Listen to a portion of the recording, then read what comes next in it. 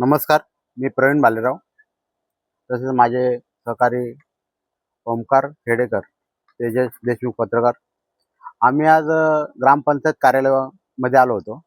विषय असा आहे की 26/1/2026 ची जी ग्रामसभा आहे, ही ग्रामपंचायत ग्रामसभा करणं अनिवार्य आहे. त्या ग्रामसभेचा अजेंडा मला 21 तारखेला व्हॉट्सअपद्वारे मिळाला. त्या अजेंड्यावर फक्त 2च विषय आहेत: प्रजासत्ताक दिनाचे महत्त्व आणि शासन परिपत्रक वाचन. पण ग्रामस्थांचा अधिकार आहे, ही ग्रामसभा ग्रामस्थांसाठी लावली जाते. त्या ग्रामसभेच्या अजेंड्यावर विषय असलं पाहिजे, त्या आयत्या विषय असला पाहिजे. ग्रामपंचायतचा जो कार्यालय अहवाल आहे, तो त्यांनी ग्रामस्थांना सादर केला पाहिजे. असे काही विषय त्याच्यामध्ये नमूद असले पाहिजेत, पण ते नमूद नाहीत. आता आम्ही हा सविस्तर त्यांना अर्ज दिलेला आहे की आपण त्याविषयी त्या अजेंड्यामध्ये नमूद करा.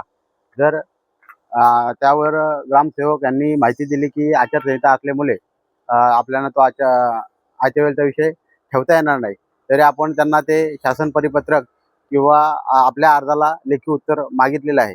आपण बघूया हे आपल्याला लेखी उत्तर काय देतात. तसेच धन्यवाद.